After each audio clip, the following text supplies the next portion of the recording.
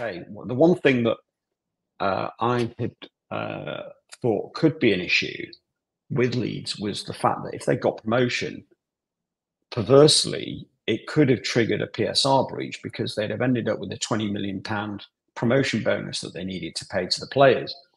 And that would have all gone into the current year, whilst all the benefit was next year from being in the Premier League.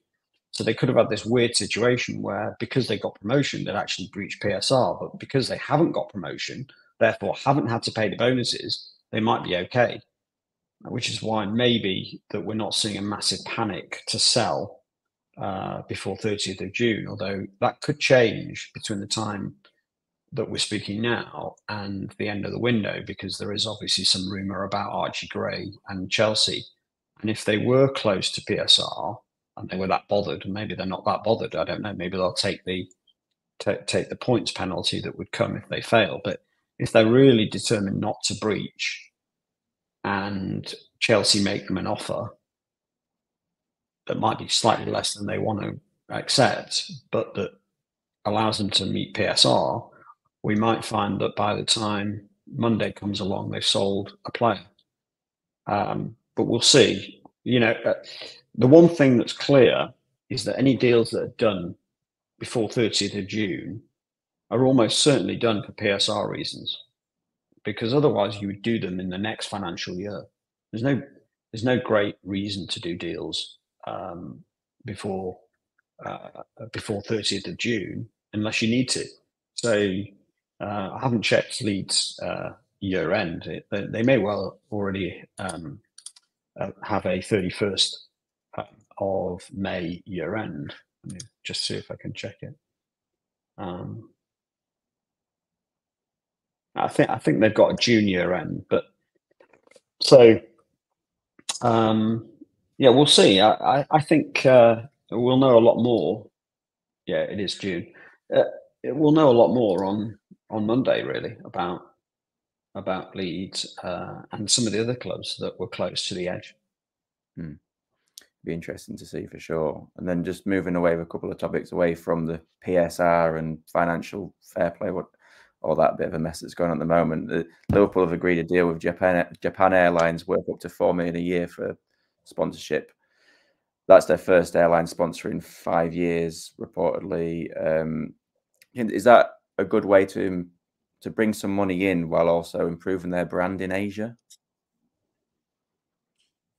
Yeah, I mean, these deals, first of all, you don't know the values because they're never disclosed unless the clubs are listed.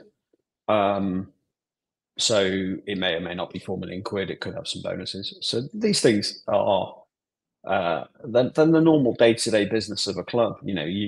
All these clubs now have got a matrix of regions and sectors, and they try and fill each one.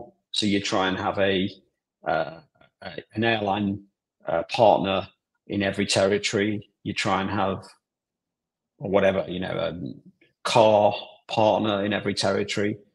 It allows you to maximize your sponsorship revenue. I don't think it particularly drives engagement from fans. I think it's more about driving engagement to the brands in those territories. So I wouldn't put too much on it, but it's a good brand, blue chip brand. Definitely doesn't do anybody any harm. So I think it's a good win for them. I'll be pleased with it. And then just the last one, I saw Shaquille O'Neal, the basketball icon, is reportedly in talks about taking a stake in West Ham. How big could that deal be for them? It's obviously a huge figure, maybe improve their standing in the US. Yeah, it's hard for us, I think, to always know exactly the impact these sorts of figures have on in terms of building fan bases abroad. I mean, how many fans will, for example, Birmingham have on the back of, got his name, Tom Brady? I think Tom Brady basically was given the shares for free on the basis that it drives engagement in Birmingham City. Does it really? I don't know. I mean, I suspect it's not dramatic. clearly everybody's looked at Wrexham and said, can we replicate Wrexham with a bigger club? I think it's quite, it's not that straightforward to do what the guys have done at Wrexham. They are experts at driving social media content.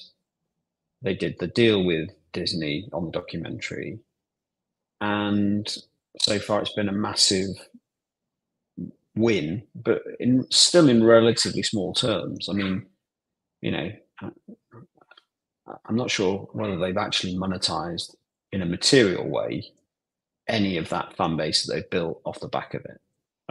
So it'll be interesting to see whether a massive celebrity sportsman at a big club like West Ham could move the dial if he was properly engaged and was prepared to effectively be the face of it in North America.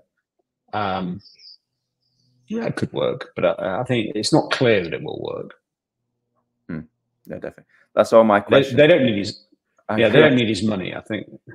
Yeah, they don't need his money. I don't think it's going to make any difference. So it's a bad brand.